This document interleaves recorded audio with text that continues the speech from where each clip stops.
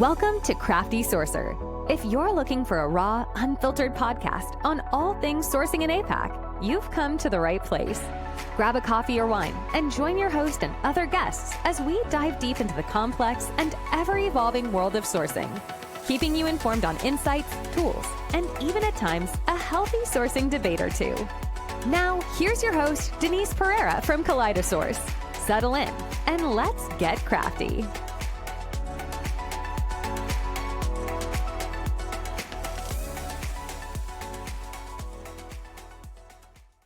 Hi, everyone, and welcome back to another episode. My name is Denise Pereira, and I'm your host of Crafty Sourcer and also the founder of Kaleidosource. On this podcast, we talk about all things talent sourcing with guests who deeply understand and appreciate the value that talent sourcing brings to the table. Our guest today is an author, speaker, and facilitator. And honestly, is there anything that she can't do? Through her journey, she has helped tons of recruiters and TA functions make hiring better for everyone. So let's get into it and let's get crafty. Katrina Collier, thank you so much for joining us today. So good to be here. We got there. We finally got there after just talking back and forth and obviously me postponing it. We're finally here. Well, you said you were on holiday and I'm like, I don't care. Yeah. No, we finally got here. But thank you, Katrina, so much, because obviously I've been following you for a number of years and, you know, obviously with the number of books that you brought up. But before we get into that, what's your story, Katrina? Tell us a little about yourself. What's the story? Well, I'm actually Australian and I know you now live there. So Yes. I moved to London in 2003, which is when I fell into the recruitment industry from a job advertisement in a newspaper, believe it or not. So I've been agency, I've been in-house. I was a social recruiting trainer for many years. So people know me from like SOSU and SourceCon as well. And hence I understand sourcing as well, as you said. I think it's a gift. Well, it's an art, really, isn't it? And then I was asked by Kogan Page if I would like to write a book. So my very first book, The Robot Proof Recruiter, came out 5 years ago. It's 5 years old. I can't believe it. Wow. And it had a second edition a few years ago. And when that happened, I decided I'd had enough of the world of training. I wanted to do something different. So I started doing design thinking. And most of my focus now is, instead of more the day-to-day recruiting and making that better, it's more how can we make the relationship between talent acquisition and recruiters and managers, who I like to call managers, not hiring managers, better. Because actually I think that's the bit that's broken. And that's the bit that technology won't fix. But there's all this technology and noise and crazy. And it's like, but we haven't fixed this problem. And no technology is going to fix that problem. It's a human problem. So I'm very focused on that. So that's what I'm up to. I tried to do that briefly. No, you were perfect. I can give you the long-winded version. We can spend half an hour talking about my life. No, that's perfect. But by the way, congratulations. You're obviously about to launch your second book called Reboot Hiring. And when is the launch happening, by the way? So officially, it publishes on the 29th of August. Not too long to go. And if people could please pre-order before then, one, you get goodies. So I'll give you the link so people can go to my website and get the goodies. Awesome. But also, this book is for your managers and your leaders in the business. It's not talent acquisition managers or recruitment managers, the ones in the business. Yeah. And it is everything you've ever wanted to say to that annoying manager who just will not partner with you. Yeah, basically, it's like, stop. I mean, for them, it's all about the second, the subheading is all about saving time, money, and hassle. Yeah. And it's crazy because they self-sabotage. So I thought, well, I want to write a book on how to fix it. So please help me, because my audience is recruiters. So if you don't buy it, then I won't have the pre-sales to get it on the right lists, to get it, the snowball started. Yeah. And by the way, authors earn next to nothing from royalties. So don't think you're making me rich by buying it. Like, yeah, I wish. But it is absolutely for if you've got one frustrating manager, it's for them. And everyone's got like 10. So yeah. And what's the best way for people to be getting their hands on it? Is it on Amazon? Where can we find your book once it's wherever? What have you got? You've got Amazon and Booktopia. We have Amazon, predominantly. I think it's on Booktopia as well. I haven't actually checked. It's usually wherever it's distributed through Wiley, so it's likely to be on all the major bookstores. It's not as great for the author if you buy from Amazon, but it is, It's the place people go to, and it will help with the pre-sales. And because apparently the booksellers really watch that, so the more we can get. So I'm shamelessly plugging it. However, it's also like the robot proof recruiter. It's very gritty. There's lots of contributors because, as you've just heard, I haven't recruited for a while, so who am I to talk about it? So there's 60 other voices in there to really emphasize the point, including many from Australia. Well, actually, and your homeland as well. So there's plenty of people from all around the world. Yeah, I've tried to cover everywhere as much as I could. But I have found, because I've spoken all around the world, and every event I speak at, I hear the same stuff. Every recruiter has exactly the same problem. So I don't think that's going to change anytime soon. If you fix this, yes. Yeah. If you don't.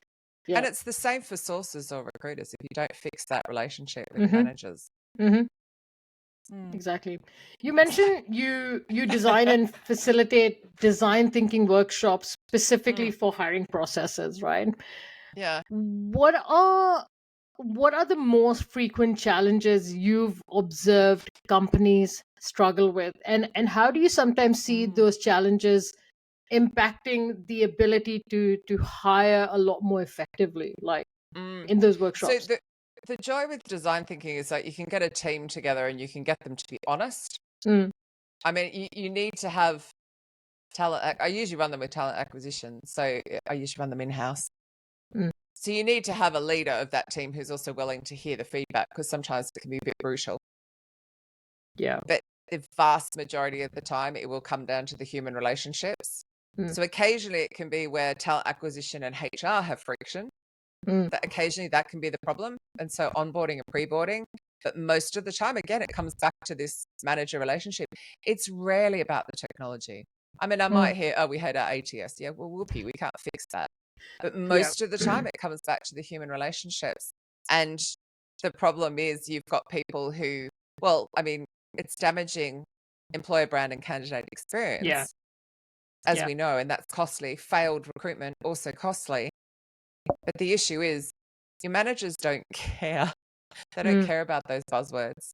But when you sort of put it in their words, like it's damaging your reputation, you're wasting a lot of time. You've got projects that need to be delivered that you're not delivering. And you start getting under the skin of what it's actually costing them. Then you'll get their attention a lot more. We tend to speak two different languages. So that honestly is the one that comes up. And it's, I mean, I spend a lot of time talking to HR tech vendors who often have created technology without any input from recruiters or recruitment. They had a bad experience once, so they've designed a tool and you're just like, oh my God. But what we don't fix is the manager's inability to articulate who they really need to hire, not want, need.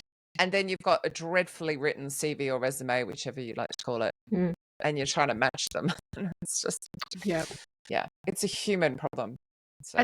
You make an important statement there, Katrina, around speaking the language. If you put on a sort of a BD or a sales hat, when we business develop, right, what is the one thing that we are told or we have to think about when we reach out to a client is what problem of theirs are we trying to solve?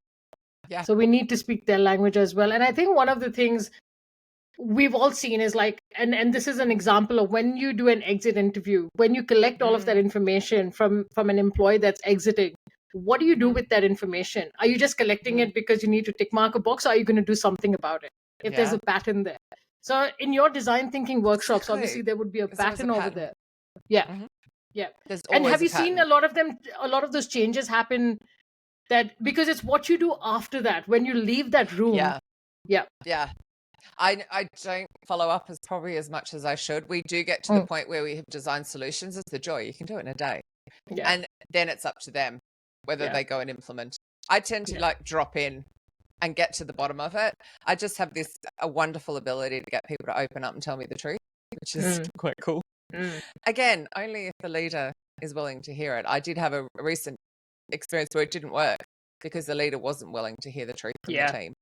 And that was quite shocking. I should have interviewed better to realize that actually they would never have been open to it. But I think you're right with the what's in it for them. We need to speak in that language. So if you come up with this solution, that's great. So, the solution is we need better. I like to call them recruitment alignment meetings now. I know I call them intake strategy sessions. I know that confuses everyone. I've renamed them. But if you have a better meeting, and we know that's the solution, you've got to get the manager to understand why that's the better solution. So it's like, it's that I want to save you time, money, and hassle. What I found is by talking to this manager over here, by spending an extra hour at the beginning, he saved, or she saved, or they saved 25 hours down the line. And it's like really giving them an example of what their peers doing that's better, and it's just talking their language. Because we tend to go in and say, you're ruining the candidate experience. And they're like, what the hell's that? Who cares? I don't care. Can you just solve my problem? I need a bum on the seat. And it's, we just need to do that. So, I will confess that when it comes to the solution side, I can't leave my clients to it. And your point about realignment as well is that when you have that first discovery session with them, you get to know how many realignments you need and how much readjustments you need to do in that time frame of hiring as well. It saves you, like you said, a lot of time, money, and hassle from going back and forth as well. So good. It's by the way, this is my subtitle says it's all about the managers. This is totally about you. This is about recruiters and sources. I mean, I've had I had a recruiter get in touch with me, and she said, I have imposter syndrome, and it's permanent, which also annoyed me because imposter syndrome is not permanent, nor is it actually real. But anyway, that's another conversation I'm not going into. And I said to her, well, what's causing it? And it was she's hunting for unicorns because she's not having a really good recruitment alignment meeting, which means that she's not pushing back and saying the data shows that these people don't exist. Let's run a search now. Let me show you. Right, what can we lose? Here's a real, exactly what you would do, Denise. You totally push back. But if we don't do that, then we start hunting for people that aren't real. And then it starts impacting our mental health because the self-doubt creeps in, that little voice in the head, you're never going to find them. Why are you doing this? You're wasting your time, blah, blah, blah, and you just end up in this spiral of stress. Whereas actually, if it was addressed correctly, but then that goes into do you have the support of your management? Do you have a strong leader? Is your leader prepared to back you up as well? And there's unfortunately a lot of weak leaders in TA at the moment as well, I've noticed, which is a shame. So there's a bit to be fixed. There's a lot to be fixed, to be honest. Hopefully we'll get there slowly but surely. We've been fighting this good fight for many years. Katrina, in your new book, Reboot Hiring, and I'm definitely going to place an order because I haven't had the pleasure of reading Robot Proof Recruiter, but I know a lot of my friends that have. The primary focus of Reboot Hiring is to give managers and leaders the knowledge to reset their thinking and reboot their hiring. What was the crux of your research or your key findings from that research on improving those hiring practices? What do you mean? Just around to reset the thinking. What do I cover? What the research that you had to go through, and what were some of those key findings that you unearthed to actually write that book focused around that? Really need to research too much because it was sort of like years of experience of hearing the same things over and over and over from recruiters. So when I wrote when I wrote the Robot Proof Recruiter, it was quite funny because I'd spent a lot of time in my career kind of being given a job description or having a very half-assed intake strategy session, as I call it in here, as I said, renamed to the new book. But I realized that chapter 5, which is all about that, was the crux of any good recruitment. So what I really did was took that into the new book and expanded it out for managers. So I explain like what it is and why it matters and why it's more than a job description, why it's, the commitment, the partnership, all that sort of stuff. There's a couple of chapters that explain what talent acquisition is and that you're not a cost center as well. So, and even if you're sitting agency side as well, like explaining the value of partnering with a recruiter, wherever you sit.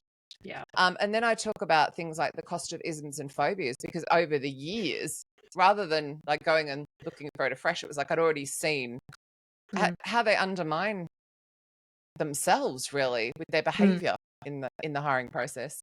And then I wanted to talk about, this was actually thanks to Glenn Martin, considerations for interviews as opposed to how to interview. I haven't taught them how to interview in this book. But there's a chapter on like, are your interviewers capable of interviewing? Are they trained? Do they know what they're doing? Have you actually worked out who you want to hire and therefore created the questions that map that and stuff like that? So it was really coming from what I already knew, but then getting the other voices. So it was, I know that sounds a bit strange, but I guess I already had the years of experience. I didn't feel like I needed to go, okay, what do I need to write about? It was like, I already knew. But I feel like I wanted to create the two sides. I felt like the robot-proof recruiter is for recruiters and sources. And it's very much about the, getting somebody to respond and keeping the human first and putting technology in the supporting role and just making things easier. But I thought I need to write one for the other side because they're also, well, actually they are the problem, the ones causing the problem. So it was really, and probably years of just having talent acquisition tell me, like I was talking, I think I told you this in our pre-chat. I was talking to a gorgeous recruiter in India and she had an Australian hiring manager, and culturally their communication is so different. Right. And I was saying to her, you need to be rude to him. I said, what you think is rude, he'll think is direct and clear and brilliant and he'll cope. And she's going, I can't do that. And I'm going, but you need to. And it was like this friction that was being created. I've since heard that they've actually set up a centre in Australia to do Australia to Australia. Because you know how rude they are. We're very direct. We don't do layers of cultural, beautiful language. Just get to the point. And it's so it's things like that I've sort of addressed and looked at. But I've really made the case for why you're valuable. Like why sources matter, why TM matters, why recruiters matter, why partnership matters. And I feel, oh God, some of the examples I've saw, which I did see while researching with the artificial intelligence coming, and because there's little me screaming into the wind that way and all of the HR tech vendors screaming this way, all going, but we can do recruitment for you. You don't need to get people to recruit people. Sure. But the trouble is the company leaders will believe that if you don't start blowing your own trumpet and talking about your successes and why you matter. And so there's a lot of talk about that. I actually feel for the first time that you are threatened by the technology for a brief while. They're going to do it, screw it up, hire you back again. But God. Yeah. It's funny you say that about the candidate experience and chatbots and automation, because a lot of companies are using, and if you look at screening tools as an example, automated screening tools, we've had that for a long time. Even chatbots, but now we're starting to use it in terms of, pre-qualifying candidates. And to be honest, right now with my own personal experience, while I'm looking for work, I'd rather probably have a chatbot, because I feel like I'm going to be given some level of experience versus a human being right now, because I'm not even getting that level. I think it depends where it's done.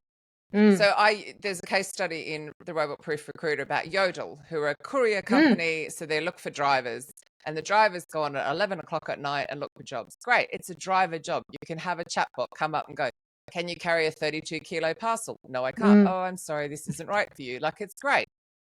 But I think for something as nuanced as some of the roles that are out there, even recruitment roles, there's so many different levels and so many different experiences that it just becomes quite hard. But yes, if it would just cover the basics off, like location, salary, blah, blah, blah, remote, flexible, you know, fantastic.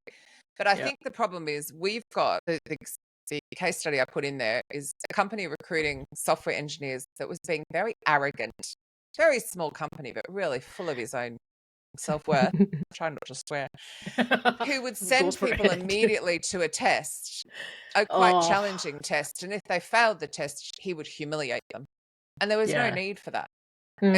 He could have sent them on for further education. He could have said, hey, the people that pass our test tend to go here, maybe try some courses here, come back. Whereas he was like, you're useless, don't reapply. And it was like, wow. And so because the backlash then trashed their employer brand and their candidate experience. So it's kind of like, how are we doing this? And I think what's happening is chatbots are one thing, which can be handy for just getting the basic questions answered. But if you're sending people straight to a test and then you're not giving them feedback, and that also doesn't take into anybody who's neurodiverse. So say you're dyslexic and you need a little bit of time, so you ask for an accommodation. what does that mean? Exactly. And it's the person's going, what if I ask for accommodation? I'm going to get ruled out. Oh God. Okay, what do I do? Do I try and blag it? And the stress we are creating in people by not having a human first conversation. So I see both sides. I understand that, because I'm speaking very much in-house, because they seem to be very more overloaded in my experience than agency side. And I get why they're using these tools, but if they're not blowing their own trumpet to show their value, then they're very underfunded, under-resourced, overladen with. So I get it, and then I worry. But the technology I'm most concerned about is the parsing, the matching technology. Which my understanding from Hilke Shellman, who wrote the algorithm, who wrote the foreword to my new book. Oh, cool. She's researched into this, and she's an investigative journalist. She has no agenda. The technology is biased. And so you've got definitely badly written job description, badly written CV, being matched poorly, full of bias. Yeah. And it's biased to white men, right? And then, and also the other one is the sourcing tools.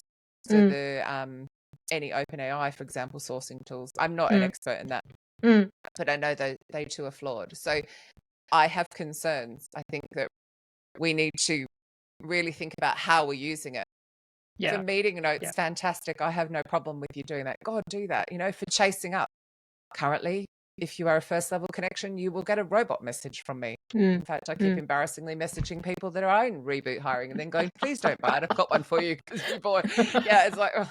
But I use the tools. It's just where you use the tools and how you use the tools. Exactly. Just on some of these points, while you were talking about that company sending out the test to like software engineers, I had something. I think a few months ago, there was this company in Sydney, and every second, third week, they always have an expression of interest for recruiters. And I'm like, what is going on there? So I had just put in my application, and I get this email the next day saying, can you take this assessment, some personality assessment? And I was like, what, screw this. I'm not going to take. You haven't given me the experience that I need, and this does not warrant, or it's not deserving of me to be giving you something that you want, because I haven't even got a phone call from you. I don't even know if this is the place that I want to even work.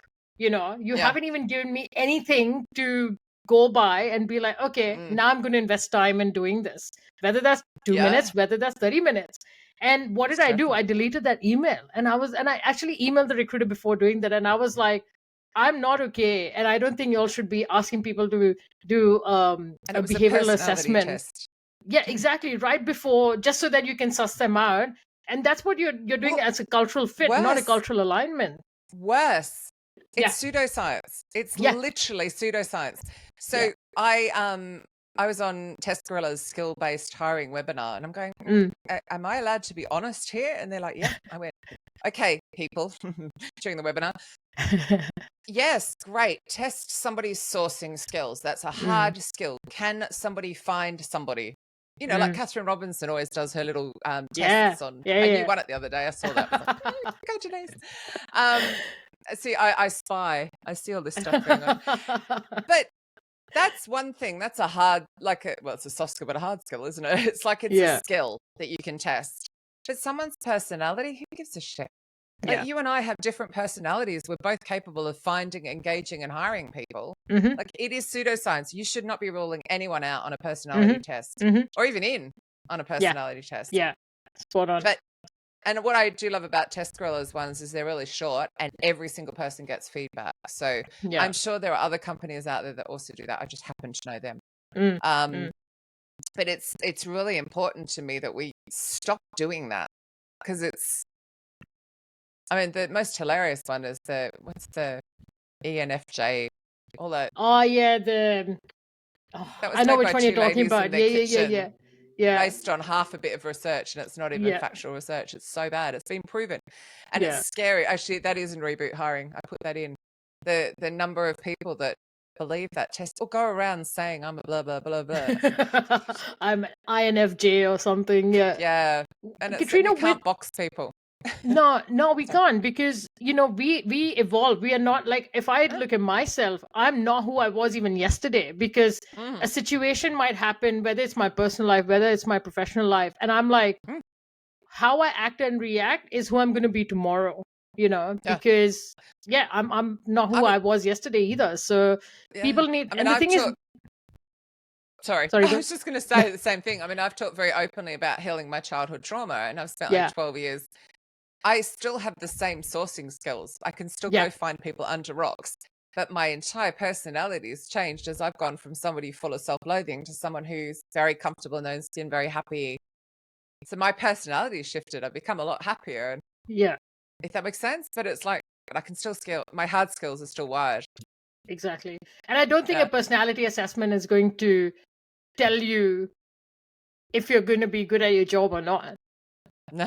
No, No, I mean, exactly. that's the thing that fills me with fear with this whole, the real push to skill-based hiring is Mm, because you've still got to check that they'll have the right behaviors, mm, mm. but it's doing the two. And sometimes there's too much push one way and you're like, oh, what if they've got 100%, they're great at Mm, this, they're mm, really mm. toxic. You hire one toxic Yeah, person, it can destroy a company. So, yeah. And I've seen this happen in one of the companies that I worked with, was because they didn't have assessments before, mm, and a couple of bad hires happened, and then they implemented assessments based off those couple of bad hires. And then I started to feel, because there was this fear within the business that we're going to have more bad hires if we don't assess everyone coming through the door based on those assessments. yeah. They used it as a criteria to compare the past with the present and what was going to happen after that.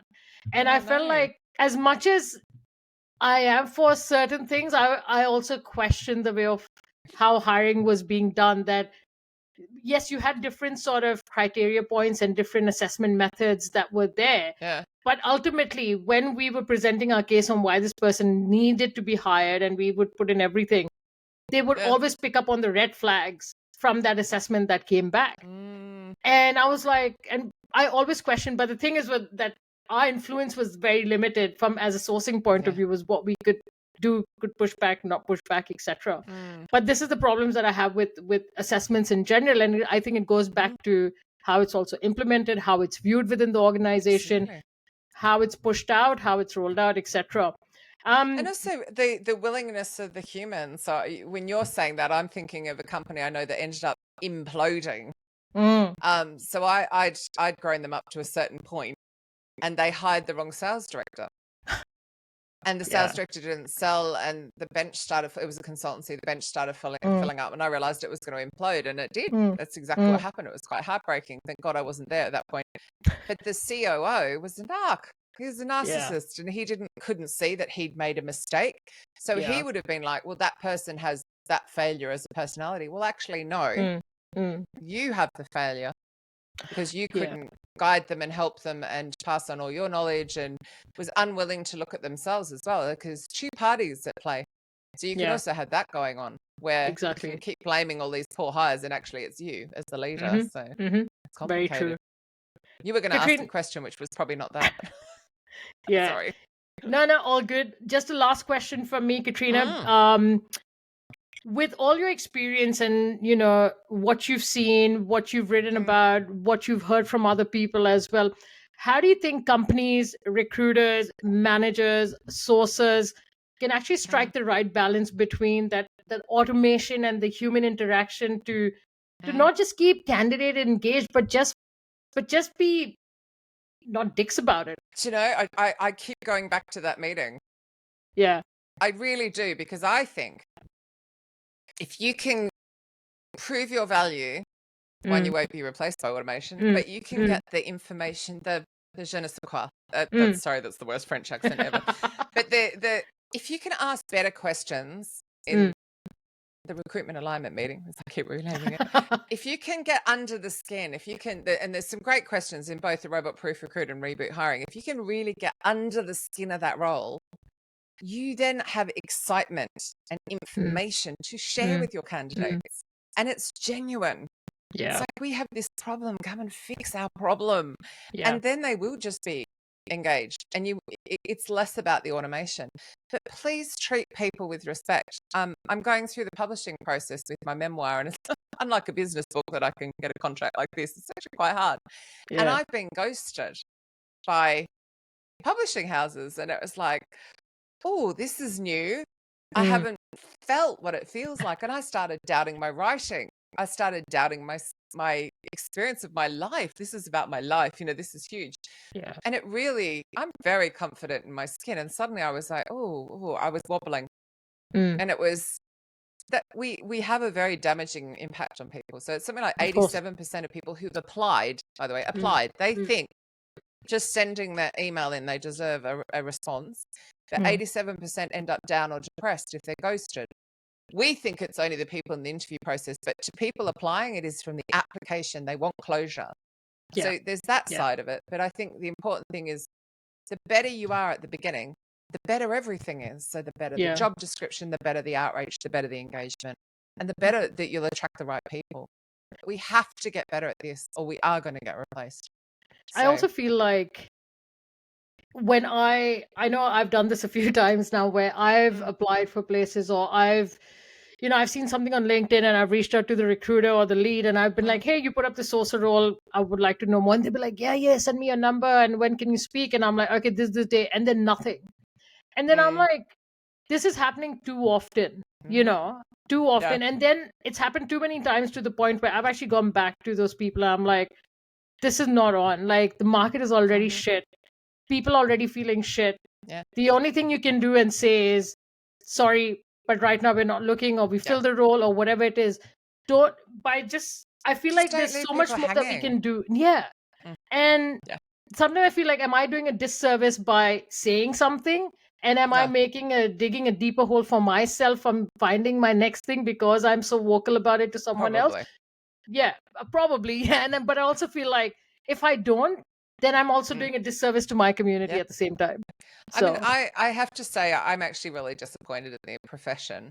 The fact that in 2020, so many were fired. I mean, downsized, let go, whatever. I got in a lot of trouble for saying fired, but they were fired. And then we went through this ridiculous rehiring period, and then they've been fired again.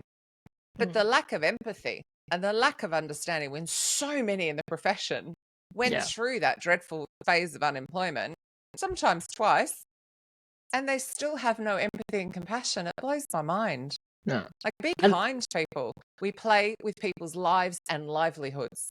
Yeah. Our impact on people isn't just that one human being. It is their partners or significant others, or whatever you'd like to call them. Their animals, their children, can they keep their kids in school, and all this kind of stuff. We are very, very important. And I think that I think you're right to push back. Maybe you don't end up at an organization that doesn't fit your values because of it. But and this, by the way, it was from end-ghosting.com is that stat that I quoted. So it's a genuine stat. It's from research.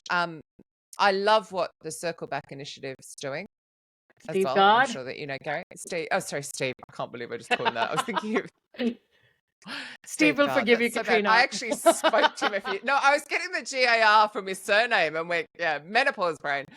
But I love benchmarks. Is so cool. Same. And the fact they're going to start measuring the cost. So I would encourage everybody, man, I really should get a referral link out of him before I say this. But anyway, I would encourage everybody to get that, because then you can prove your worth, and you can prove how much it's costing the company with your managers and leaders giving that bad experience. And then you will get the people that you need in your team, because you're not a cost center, and you need to start proving it. So that's one of the reasons why I signed up for the recruiter one that they just launched a couple of weeks ago, because I'm like, Steve first Gard of all, just launched. Yes. And that's why I was like, the fact that we've got to commit to something that we should be doing by default is incredibly, I don't know Sad. what, like, just ... But however, I admire Steve Gard because he found a gap in the market based on whatever's happening during COVID. And he was like, you know what? We can do better. The only way to do better is by holding you accountable. I think putting it out there as a public commitment. Yeah. And that ability to measure the cost. Yeah. The fact there's one case study, it's hilarious. It doesn't matter who I talk to around the world. They'll go, oh, Virgin Media. There's like one case study from the UK that must be 10 years old. And it's maybe not quite that old, but it's really old, 8 years old. And you're like, how is there only one case study? But I talk about this. Actually, I'll tell you the other thing, and I'm saying this a lot. Please know your star hires, because you are perceived as a cost center. So who have you recruited who has saved the company money, who has contributed to the profit, who has, I don't know, transformed something that has done something else amazing? I don't care how busy you are. Keep track of people that you bring into the company. Keep track of your retention rate. Know what the cost is, the cost to the bottom line or the profit to the bottom line. So that when they turn around and they go, you're a cost center, you can go, really? The last 3 people I hired are blah, blah, and blah, and they delivered blah, blah, and blah. And they'll just sit there going, whoa, this person is acting like a business professional. They know their value. And it was quite shocking. I mean, when you talk about researching, trying to find that from people, they didn't know it. People I expected, like, you know, the voices that we hear in the industry couldn't tell me who they'd hired that had made a huge impact. So that, you can do that today. You can start doing that right now. So there are small things that we can be doing that are going to obviously have this tenfold impact, but we just don't want to do it because we feel like there are other things that probably are more for priority. But Katrina, we've come to time. Well, if you want to be replaced by a robot. Oh, that's already happening, Katrina. That's already happening. It is. I mean, when I wrote the robot proof recruiter, it was, there's no way you can be. But now I'm like, they're certainly going to try. Yeah. There is technology out there. They're going to try. So. Absolutely. Are we at time? How rude. We are. Katrina, thank you so much for coming onto the Crafty Sourcer. I cannot wait for the launch of your next book, and I wish you all the best for the 29th of August. Not too long to go, another 2 weeks. Okay. So fingers crossed. I'm sure it's going to go well. But yeah, I am definitely going to be ordering a book, because whether I work with a manager at some stage, but I'm sure there's going to be some manager that's definitely going to want to read that. Oh, they should all read it. Seriously, you can thank me later. Yeah. All right. No, thank you so much, Katrina. And thanks to everyone for listening, and stay crafty. Thanks for tuning in to this week's episode. And we'll be back next week with another exciting episode. If you found this valuable, don't forget to subscribe and leave us a review. That helps others find the show, and we greatly appreciate it. Once again, happy sourcing and stay crafty. Until next time.